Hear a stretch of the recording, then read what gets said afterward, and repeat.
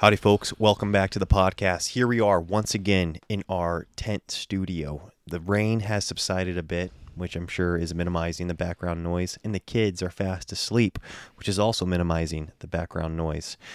Folks, we're so grateful for each and every one of you that listen to our podcasts and that take the time to leave a rating or a review on iTunes or on Spotify, or if you watch our podcast on YouTube, when you leave a comment, that helps our podcast reach more people, or if you hit the like button or subscribe to our channel, that also helps us as well. So with that said, let's get this thing rocking and rolling.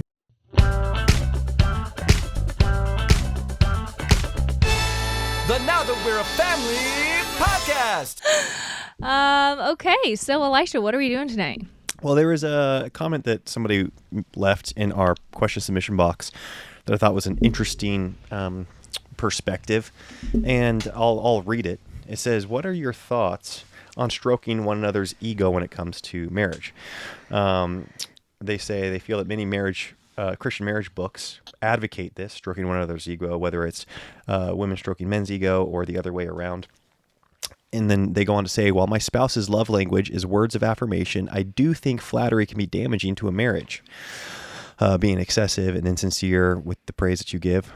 I feel like these things should be intrinsically a part of a loving Christian human being, the things that they are praising them for. And I do wish to have him be dependent. And I don't wish, this is a wife, I do not wish to have him be dependent on my praise for his feelings of self-worth. I also like to save my verbal praises for when my spouse really goes above and beyond, not things like putting his clothes in the hamper, taking the trash out, or spending quality time with his children. If I encourage him of these things, which I do believe are just basic Christian fatherhood, I feel a bit like his mother. While I say this, I dearly love my spouse and we have a healthy relationship. I just feel like this is a topic that could resonate with a lot of couples. I do not believe I'm being loved if I'm being flattered, and I'm quite sensitive to when flattery is present. I think if encouragement is in excess, it can easily become flattery and even entitlement. For example, I have a good friend who was excessively encouraged as a child and therefore feels easily discouraged if those around him do not keep up the pace he had in childhood. When is it... Is this good? This is great. Nice. This is great. Yeah. Keep Should going. I finish it? Okay. Yeah. When is praise good, and when is it feeding a cycle of a need to be praised by outward influences? Ultimately, I want those in my family, including myself, to get their ultimate sense of worth from God and to be more others-focused than self-focused. What are your thoughts on flattery versus encouragement? This is what I love about the question box. I love that there's so much context. Yeah. And that, it's more than just a little Q&A box like we used to have on Instagram. But it's so funny because you say in this, as I'm hearing this, you don't want to be your husband's mother. But to me, it sounds like exactly withholding praise and admiration for your husband. It sounds kind of like that's actually what you want to be. You want to be the one shaping his character and pointing him towards God and making sure he is not going to be dependent on your praise or all these things. I mean, this is what I would think as a mother, I guess. Wow. When it comes to speaking to my husband, I am not thinking these thoughts necessarily. I'm just thinking, how do I have a marriage where he's absolutely head over heels in love with me and will do anything for me? That is kind of my parameter or my measuring stick for when is something helpful, when is it not. And the more that I can fuel that desire of me, the more I want to feed into that. And I do think that God takes care of, in terms of, I can't make my husband grow in character. So by me withholding my words of affirmation for my husband, that is not actually building his character. That's also not having him get everything he needs from the Lord. Like, I totally agree with this standpoint that both couples, individuals in a relationship, the relationship is only going to be as healthy, really, as both couples are in their relationships to the Lord.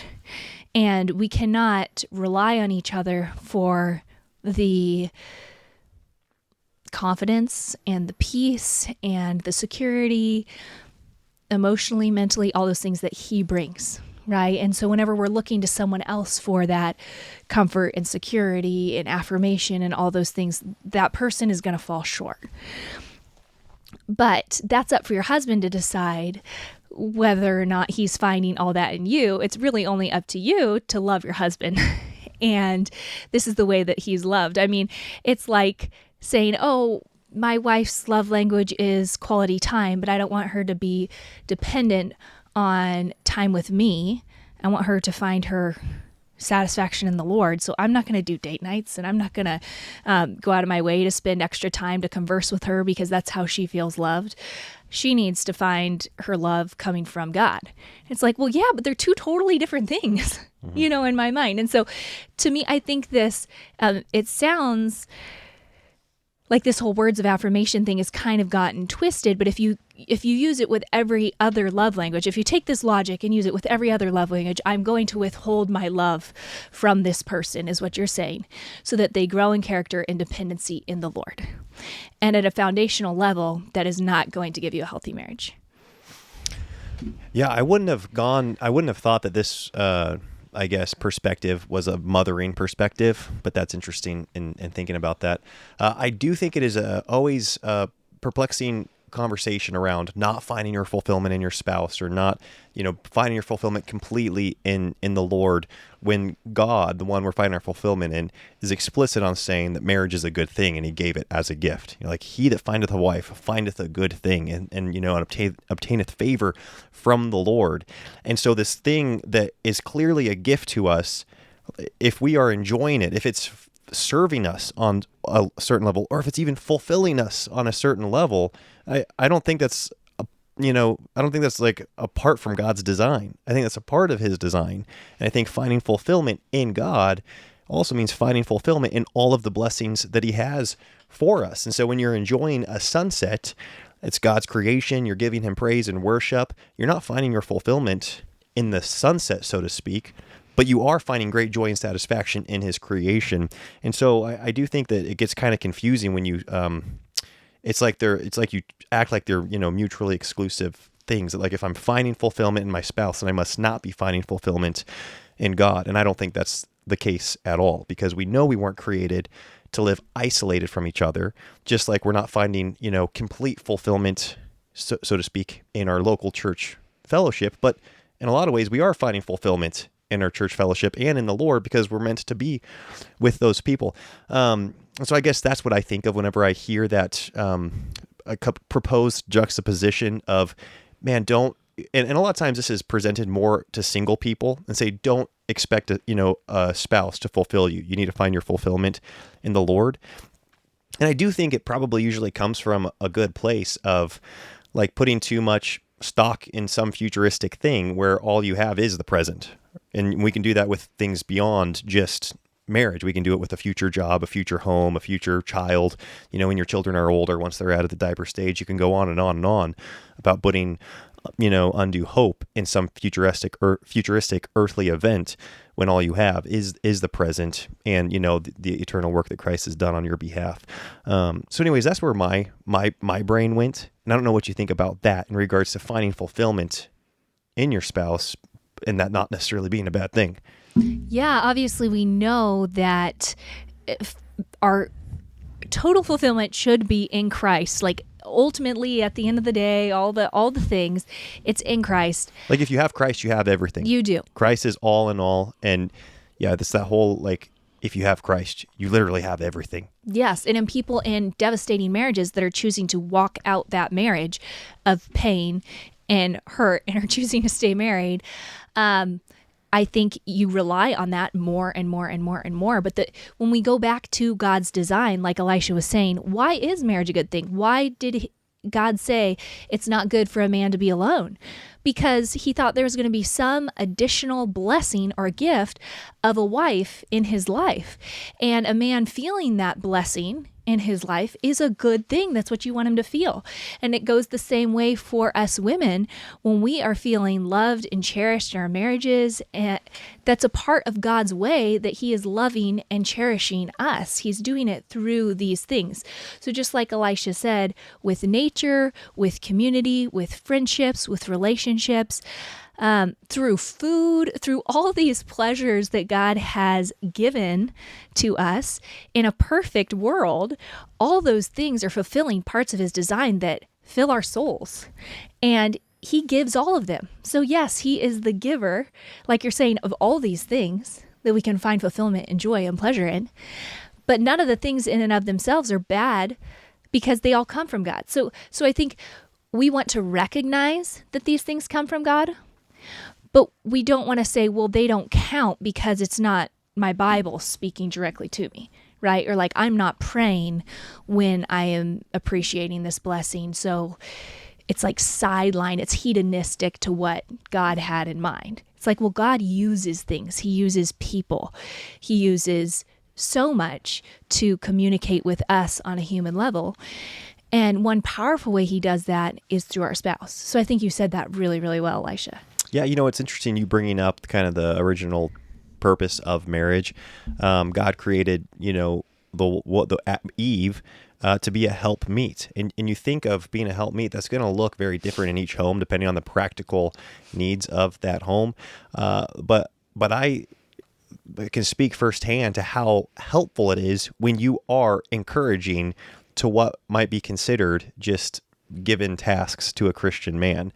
And I also would even, with that whole, hey, this is just kind of a part of being a human mentality of like, why would I praise somebody for breathing, or why would I praise them for getting out of bed?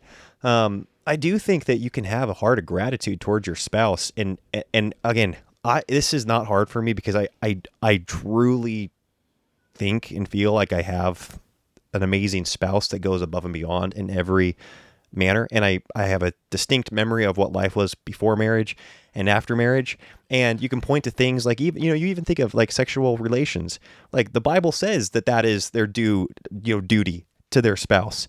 But boy, am I grateful for that, to your service to me in that area. And of course I'm going to say thank you as much as I can in that arena. And the same with when you prepare a meal for me, or when you teach our children, I don't even have to try to be grateful for those things, even though that you could say, well, those are just a part of the, wifely duties.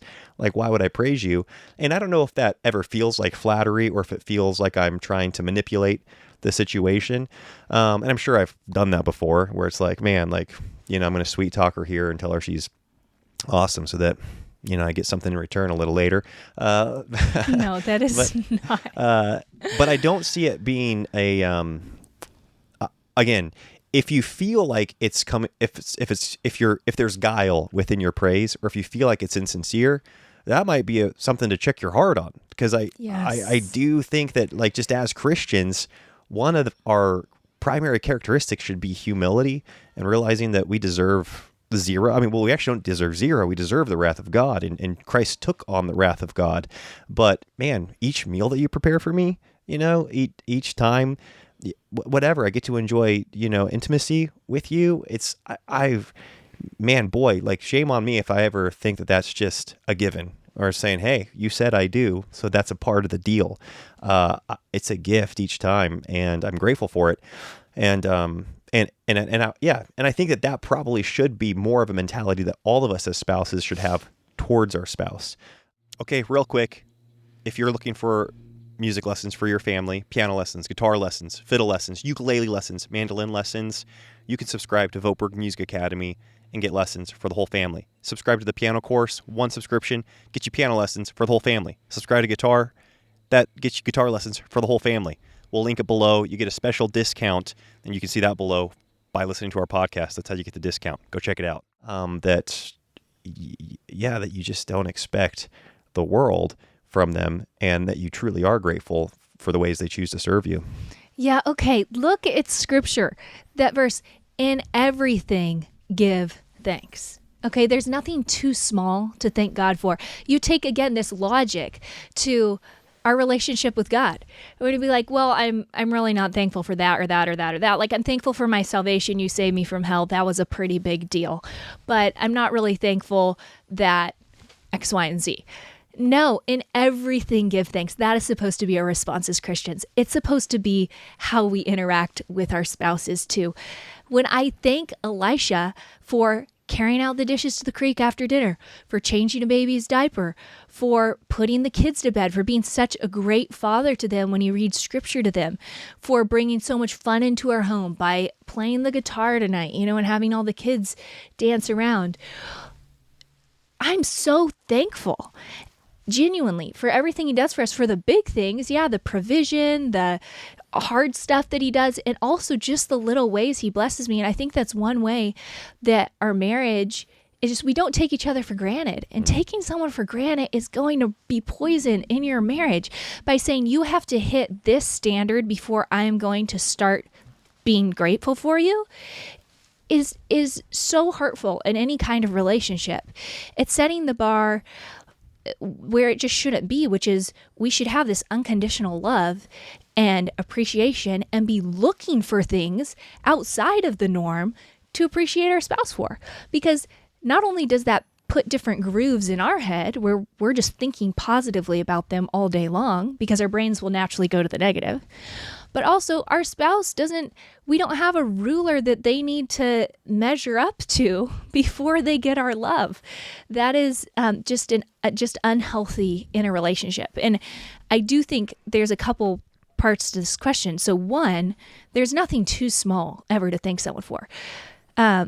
Your concern about, your husband is a grown man. He's not a child. So he is not in a developmental stage where if you thank him or give him admiration or give him respect, it is going to make him a spoiled brat. Okay. He's a grown man. So we don't need to treat adults like they're little children in a developmental stage where they do need to have some things required of them and expected of them.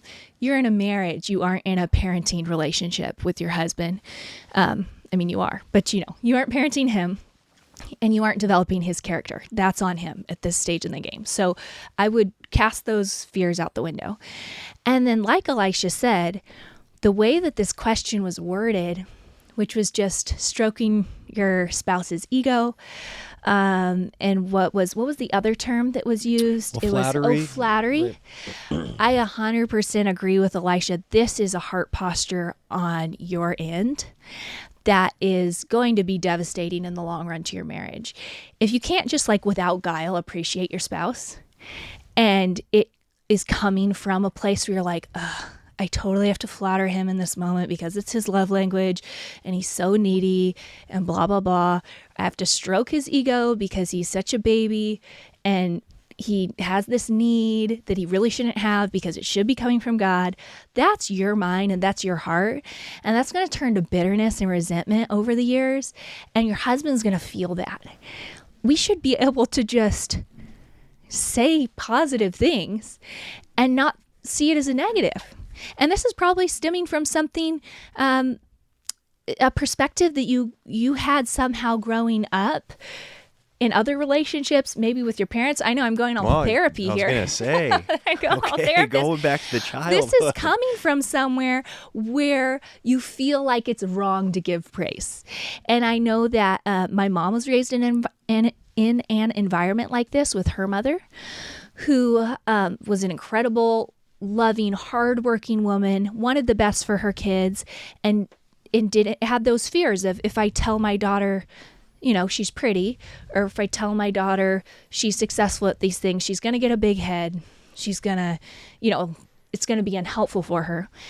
And my mom grew up with really low esteem for years and years and years and years until she married my dad. And it always makes me emotional when she cries at meal tables and just says my dad really built her self-esteem up and gave her confidence because he just loved her and told her he loved her and told her that she was worthy and told her that, he appreciated all these things about her. And it was the same thing with her in-laws. So not her mom and dad, but her in-laws. And I just think we don't need to be the ones. Our husbands out in the workforce, out in the world, they get cut down. Their confidence takes hits. People are going to nitpick and nag and say what they're doing wrong. They're going to feel like frauds. They're going to feel like failures. And they don't need to feel that from us. It's not our job as wives. Nowhere in Scripture does it say, hey, whittle your husband's ego down to size. And if that's what he's feeling at home, is that you're whittling down his ego and you're going to keep him humble and focused on the Lord, he's going to go somewhere else for admiration and appreciation. It doesn't have to be an unhealthy place, but how sad that he can't get it from you.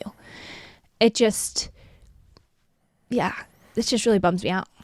Yeah, I mean, you brought up a good point, Katie, in that Christian men, husbands, fathers, people that are trying to, lead their house well, trying to lead themselves well in the nurture and admonition of the Lord, we don't get affirmation from that in the public space at all. It's like so far down the ranking system of culture and of the workplace, it doesn't show up, which is actually an impetus of the growth initiative. Is I wanted to create a framework where these things can actually be tracked and celebrated when they are performed well. Like we actually do track. Did you wrestle with your kids today?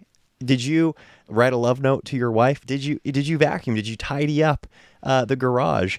And those aren't the only things we track, boring things like that. But I think you do feel like you are doing nothing when you are a husband, like you're doing nothing to move the kingdom forward. You're doing nothing that's actually making an impact on whatever the kingdom or souls out in the world. When those are actual honorable duties. I know it often gets talked about from the wife's perspective of, hey, you're at home with the children. This is a worthy thing, and we need to acknowledge that. But I think a lot of these things that are incumbent upon Christian men to do don't get praised. Like I think men should be reading the Bible with their children, and they should be, building up their wife, and they should be praying, as a family, and they should be home for dinner, and leading the family charge, setting a vision for the family. But it's really hard to receive affirmation in those areas. You don't get it, and so. Yes, that was a little plug for the Growth Initiative, because that's actually a huge reason why we have those scorecards, not just around, do you want your finances to grow? Absolutely. Do you want your health to improve? Absolutely. But in these other tasks that we know, like in our heart and in our head, like these are important, but like nobody ever really pays attention to when I do them, and I pretty much feel the same whether I do them or I don't do them, but I know they're good, so I guess I'll try to find a way to do them. I want to celebrate those things.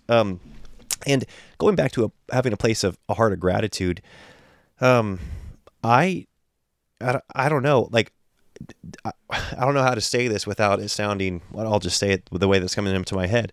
When I look at Katie, like, let's see, I see other wives that don't do half the things that Katie does for me, for her husband. Not that I know the whole story, but I guess I don't feel like I deserve anything Katie does for me. Like I know that basically, you don't have to do anything. I definitely feel the same way about you. You don't have to do all the things that you do for me. And even with this, your husband doesn't have to do those chores that you mentioned, vacuum or tidy up his room or he doesn't have to do that.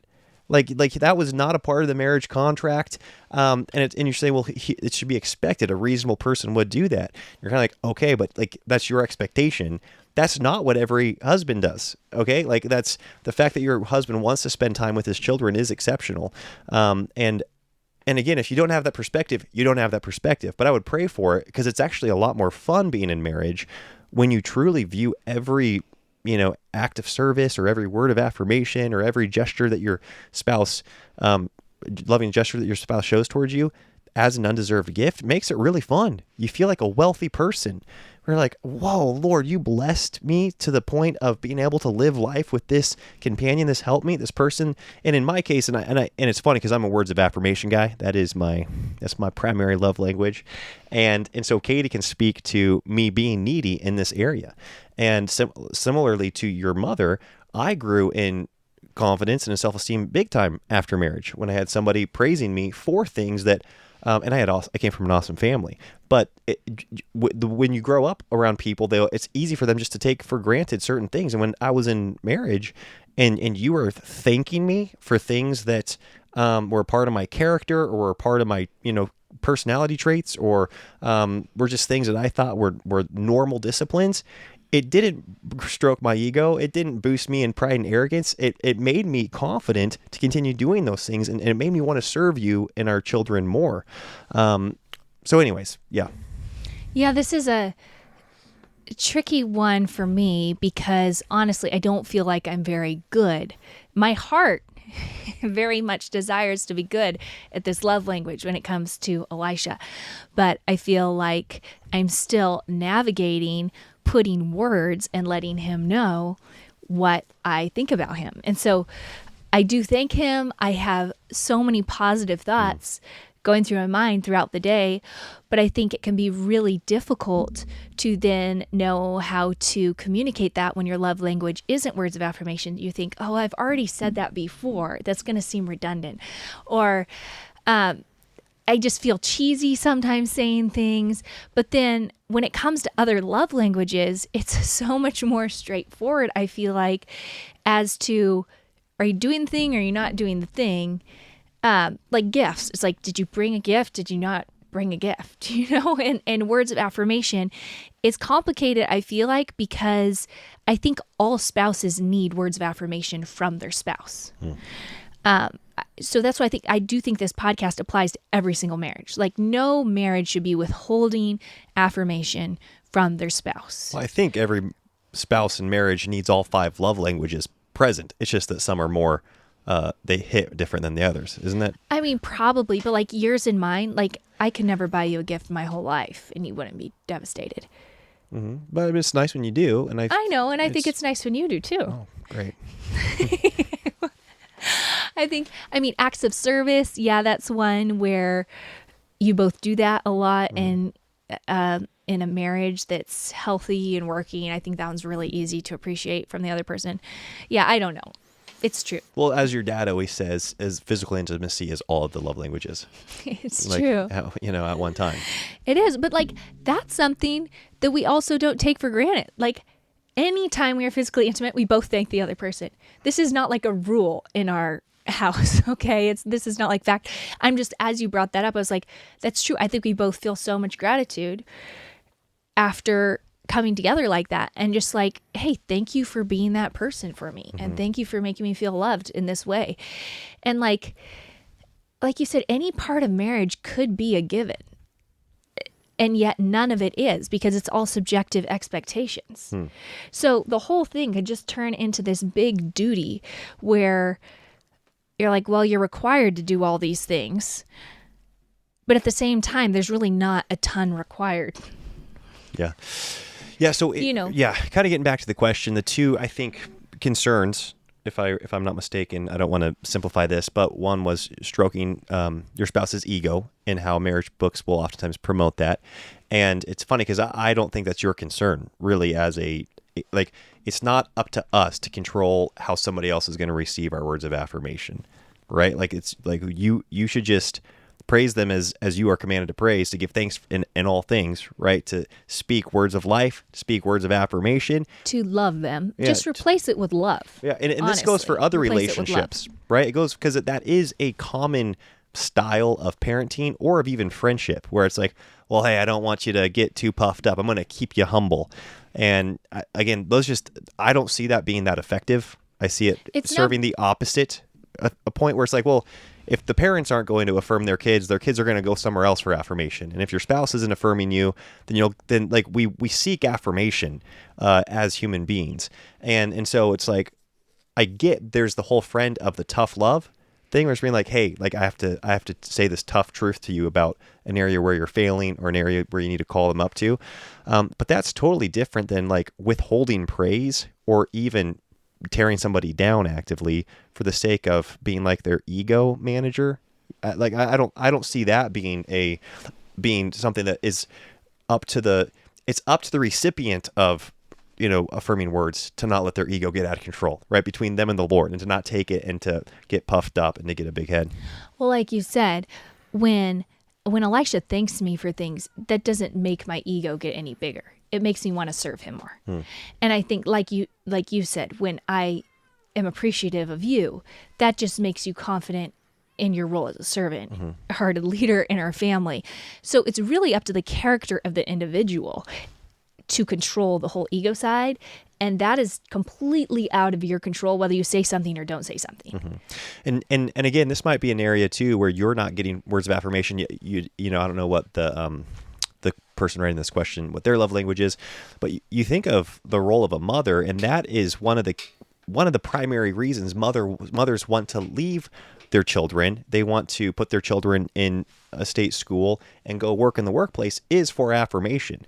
And so I do think, once again, it's really important for husbands to over and over and over affirm our wives for this glorious work that they are doing in the home, because they are not receiving that affirmation from anyone else, right? The kiddos, the babies, they're not giving the type of feedback that we would receive from peers out in the workplace. And so it is so important for husbands to affirm their wives in that work, because it's a part of the way God created us to want to be acknowledged for the work that we do, that somebody shows appreciation for the work that we are doing. And same goes when husbands are doing this work that you call kind of, base level work. So that was the one thing I was going to say in regards to, if you're fearful of, stroking somebody's ego to the point of them becoming prideful or arrogant, I don't see that being, it's not on us to not have somebody become prideful and arrogant and become puffed up. It's just not, right? That's their thing to deal with. And the other thing, flattery versus encouragement. Obviously, the Bible does speak against flattery, and it does not speak well of speaking with guile or having ulterior motives when you're praising somebody.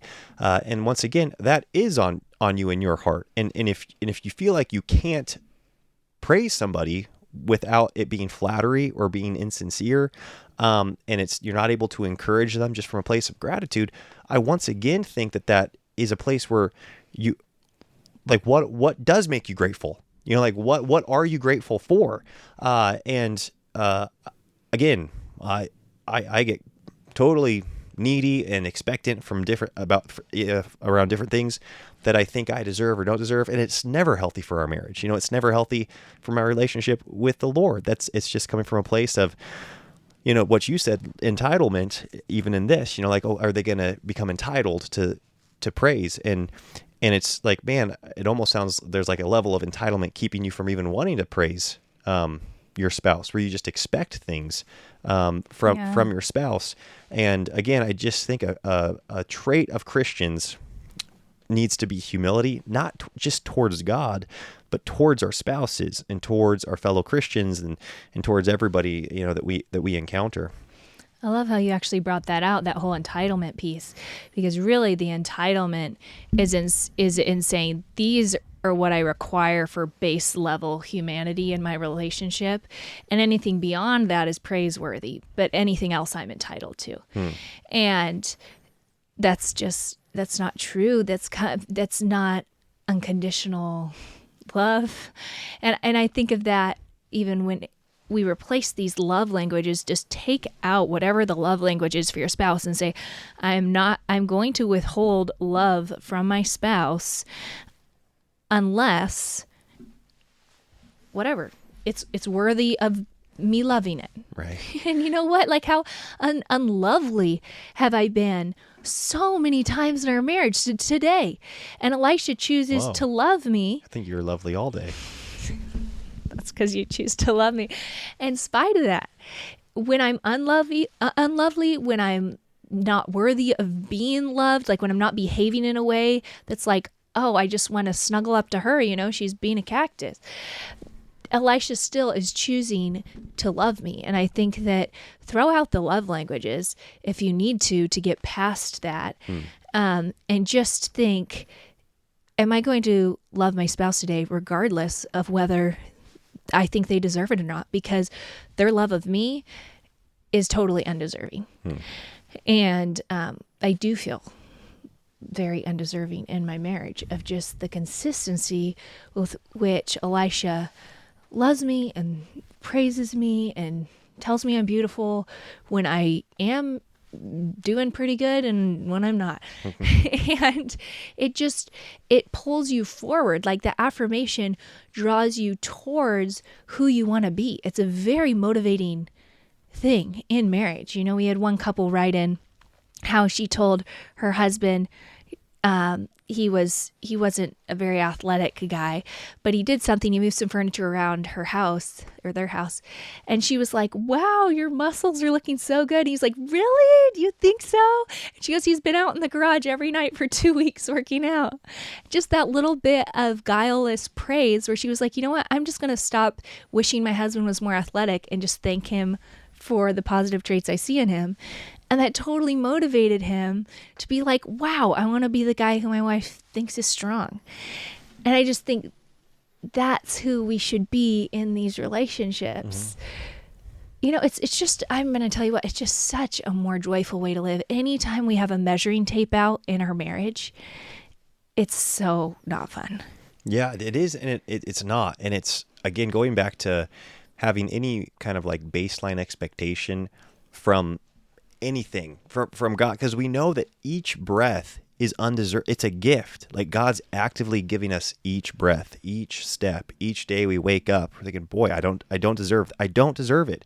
And so if you take that mentality, not just, when you're thinking of all the gifts God's given you, but then in how those gifts that he's given you interact with you. It's like we don't deserve great treatment from our fellow citizens, right? We don't necessarily deserve, like that entitlement. Deserving is become such a part of Western vernacular, and it can be really, I think, misleading to what we actually do deserve. And when you have it is the antithesis of gratitude, and gratitude, I think, does lead to so much more fulfillment and joy and growth. And I would even say that it's you might feel like it's flattery or like that you've got ulterior motives in praising your spouse towards a good virtue, but I don't even see the downside of that. I mean, if you want I know that when you praise me and praying with the kids or in reading the Bible, or thank you so much for doing that memory work with the kids, or there probably is an ulterior motive in that, even that's not wrong, where you want to praise me in reading the Bible to our kids because you want me to keep reading the Bible to the kids. It's sometimes hard to, as humans, totally sift through and have a perfectly pure reason for doing anything. Yeah. To be honest, it can get kind of muddled. Well, what I'm saying is, I don't think that's wrong. I don't think it's wrong for me to, when you make a phenomenal meal, it's like, this was awesome. I want her to know that so that she knows I'm grateful. And also, I want her to want to do it again. Yeah, exactly. And I don't think there's anything wrong in him wanting me to want to do the right, or, pour my heart and soul into something again. And I'm like, okay, well, you made that worth it for me. I would like to do that. Mm-hmm. And like you said, like tonight, Elisha's going through this poem with our kids. I feel like it's like our little philosophy time where he breaks down this poem and asks the kids what it means, each stanza. And it's such a fun, rewarding time. And the kids, you see them just thank him and thank him and thank him and thank him for doing this with him. And I get to do that. But also, I think that they're just thinking, hey, we want to tell Daddy we like this. We want him to keep doing it too. Mm-hmm. And there's nothing wrong in those things. Yeah, I don't think so. And again, it would probably be hard being married to somebody who really needed a lot of words of affirmation. I know you're married to one.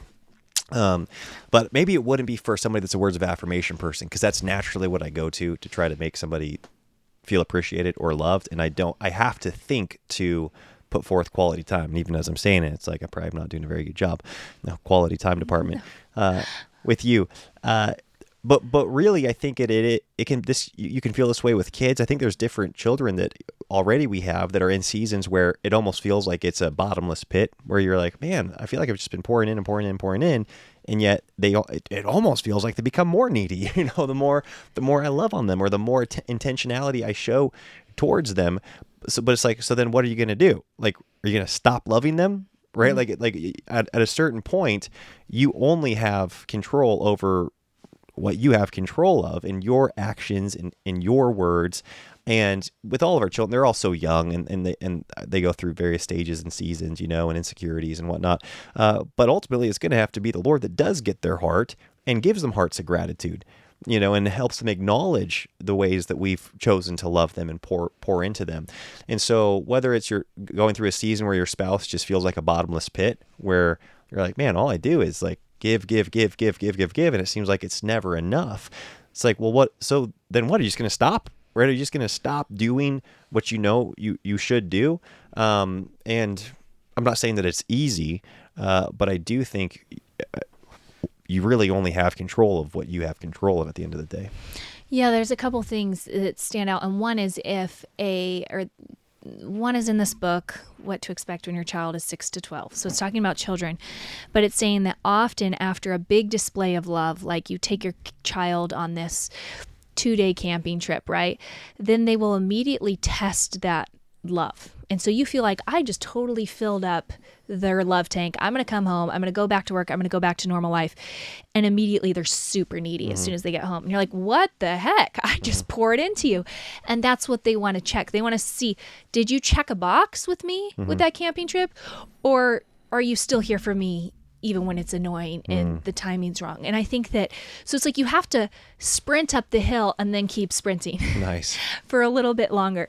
And I feel like it can be like that in marriage. If there has been a very bottomless pit or a big void for a long time, sometimes you are pouring in and pouring in and pouring in and pouring in because your spouse wants to see, hey, did they, you could be standoffish at first. Like, are they just doing this to check a box? Or are they doing this because they really love me and they really do appreciate it? And so there can be some skepticism there. I do think, though, Elisha, you brought up the neediness thing. And there are times probably in most of our marriages where we've been needy in a marriage. I know that I've been needy in our marriage. And I do think it's totally appropriate if you have been pouring into your spouse and pouring into your spouse. If Elisha is just spending so much time with me and we're talking through so many things and we're going on date nights and, he's affirming me and all these things. And I'm still just like, oh, well, I want you to do this. And I'm an emotional basket case and my life's just like upside down. It's totally appropriate to be like, hey, I feel like I am pouring in and pouring in and pouring in. You seem really needy. What's going on here? Like, do you need something else? Do you need some time away? I feel like you need to sort through this on your own, maybe with the Lord. Like, I can't be this for you. I can't be your emotional support. And I don't think that that's a wrong thing to do either. If you are genuinely from a place of love, just pouring into your spouse and being like, you know what, this is a leaky bucket here. Right.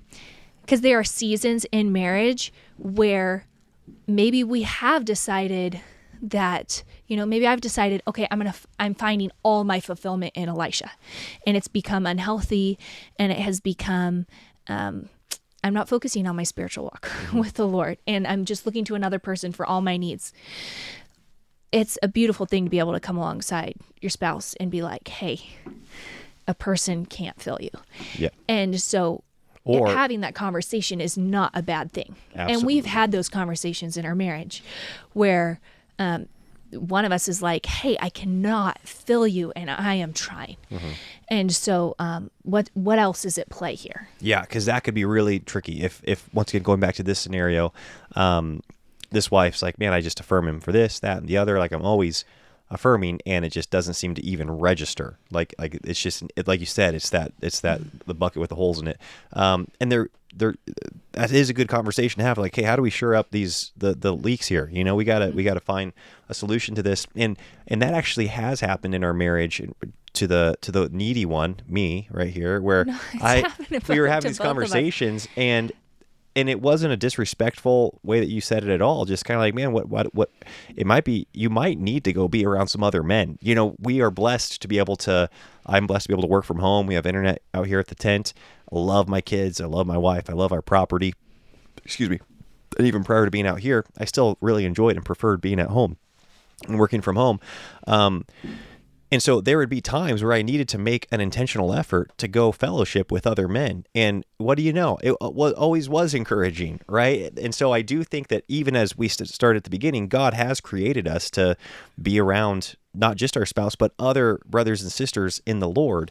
And so if this husband is not receiving any affirmation or encouragement or exhortation or camaraderie from fellow brothers in the Lord, or being built up by a pastor or whatever, just any type of man fellowship, then it could be harder and harder. And you feel like, man, this is just 100% up to me to fill this person up.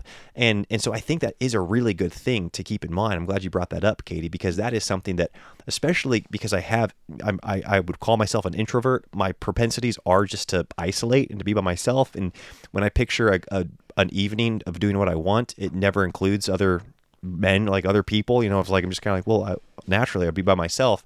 And so I have to intentionally schedule things that put me around other Christian men. And I always am uplifted by it. It always serves not just me, it serves our home very well. And so I do think that could be a scenario that shows itself in marriages for either spouse, where it's like, hey, I think you need to go be around some other people for our sake. Yeah, exactly. Or like, I'm just feeling too much of the burden of this. But I would say that would come if you feel like you're pouring in, and maybe your spouse has really low self-esteem, or your spouse is lacking confidence, or your spouse is emotional, or all of those things. Like when I go through those seasons of being emotional and insecure and all those things, I can't just look to Elisha. It's like, okay, I have to find my worth in the Lord.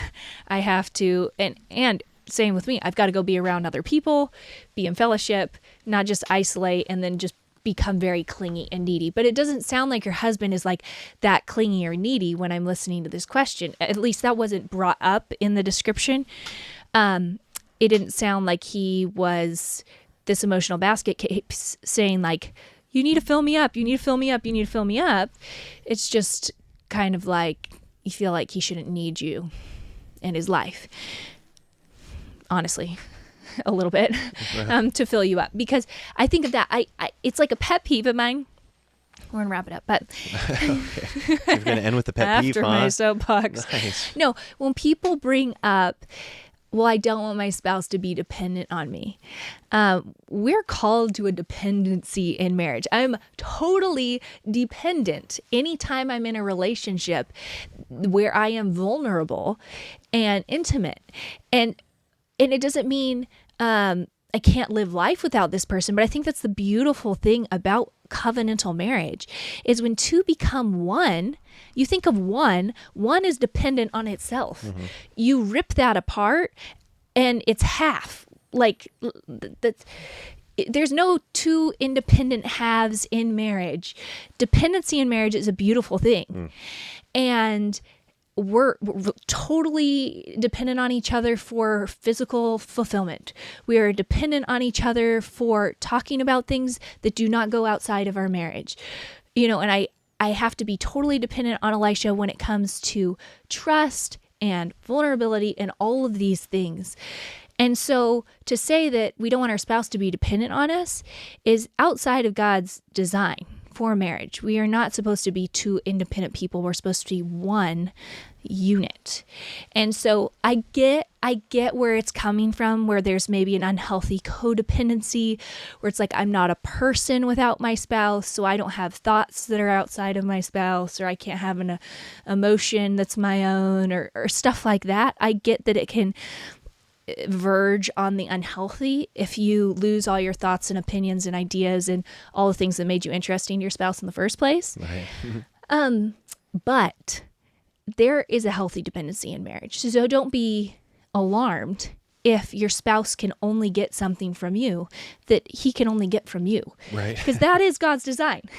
Yeah. Okay. Like Elisha can only get physical fulfillment through me. He can also only get affirmation from me through me. You know what I'm saying? Like Elisha's affirmation means 100 times more to me than anybody else's opinion.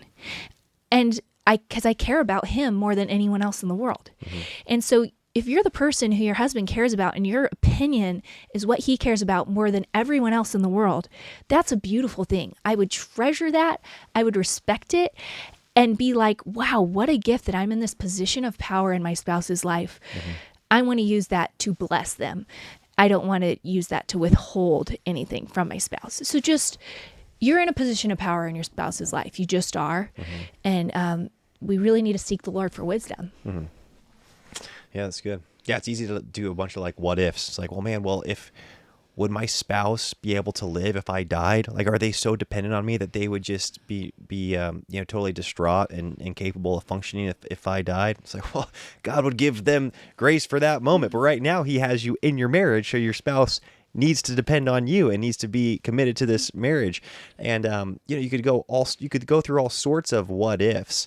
Where it's like, man, if my spouse wasn't married to me, would he be interested in a different type of person? At somebody that looked, you're kind of like, well, you could go, what if, till the cows come home, or go out, or come home until they come home, about what ifs like that. But it's like, well, you are in marriage. Like that's your current reality. You are currently in this covenantal relationship, and so all the scenarios that you draw in your head need to be in that context. And in marriage, we like to juxtapose completion, like, well, I'm complete in Christ. It's like, yes, we are complete in Christ, but who are you in Christ as a married person? You're a married person. You're a unit. You are complete in Christ. You're also a unit that is complete in your spouse. And as seen before God, it's like this crazy mind warp, because you're obviously your own soul before God, but you're also seen as one single unit together that cannot be torn apart, which is pretty cool. So anyways, I just embrace it and just love on your spouse however you can. Dump love on them, get better at loving them, grow in that. Your marriage is going to grow in blessing. It's not going to grow in joy or just more excitement and more passion and more zeal for each other if our spouse ever has to measure up or check boxes or hit some subjective standard that we've laid. Yeah. That is just going to make you really unhappy because they are going to fall short, and it's going to make them very unhappy because they aren't going to hit your target.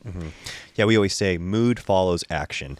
And so if you know that your spouse really appreciates quality time, but you schedule quality time in somewhat of a, perfunctory manner, just kind of going through the motions, and it shows up on Thursday afternoon that you're going to go for a walk so that you get that quality time with your spouse and your heart's not in it, well, do the action. And more times than not, the mood follows. Your heart actually does get into it. And I think it can be the same thing with words of affirmation.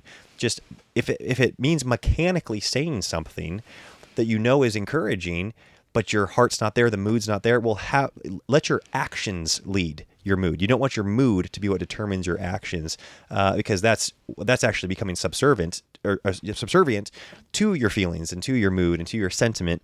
Whereas as Christians, we don't need to be subservient to our mood. We get to walk in the Spirit, meaning we get to do what we know is of the Spirit, and speaking words of life is of the Spirit.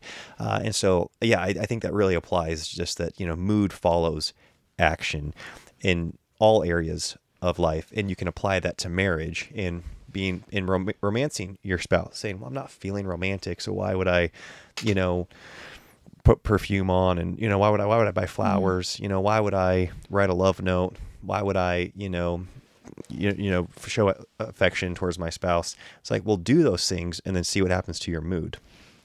And one last thing is, if you're feeling like it's fake, like, well, this is just such a fake thing to say right now, like, you're good at this, or I appreciate you for this, or whatever, because you don't think they deserve that still, then that's all in our own head. We need to start appreciating little things and counting them for ourselves so we can count them for someone else, because your spouse will feel that. Absolutely. Like, you're just saying fake stuff you don't believe. But I'm going to bet that your husband has some things to appreciate about him that you could say that are true, that you don't have to fake. And try to find more. Like, really go on a hunt to find more if it's hard to find more. Because the truth is, and this is probably a terrible way to end it, I guarantee you other women could find things that they appreciate about your husband and 100%. would show affirmation. You just saying he puts intentionality into the kids, he vacuums. It's like you want to be the one that's showing the support and the affirmation for that. Yeah, and that's not like on a scare note. Yeah, you better do it or else he's going to go get it. But there is that element in a marriage where when we see our spouse, 20 feet across the room, and we get to see them as someone else sees them, we all of a sudden see them for more of who they actually are, which is like, oh, Elisha's really good with people, and all these things that I've taken for granted for him, he really stands out in a room. Or look at how he's talking to that person that's totally an uncool person in the room, and he's going over and he's making them feel loved. I really appreciate that about him.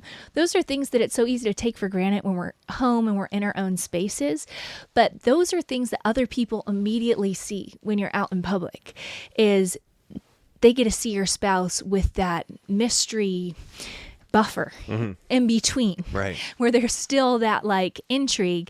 And so bringing that intrigue into your marriage and trying to see your spouse again for the first time, and write down all the things that you love about them and appreciate about them. Like, you just need to go on like a mission to come up with like a bunch of things to be able to say.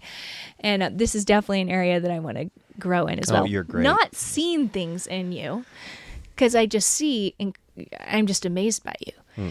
But in me, it's verbally telling you. You're great. So, I'm grateful thank you. for your I love you so information. Folks, thank you all so much for listening, and we'll talk to you next time. Bye-bye.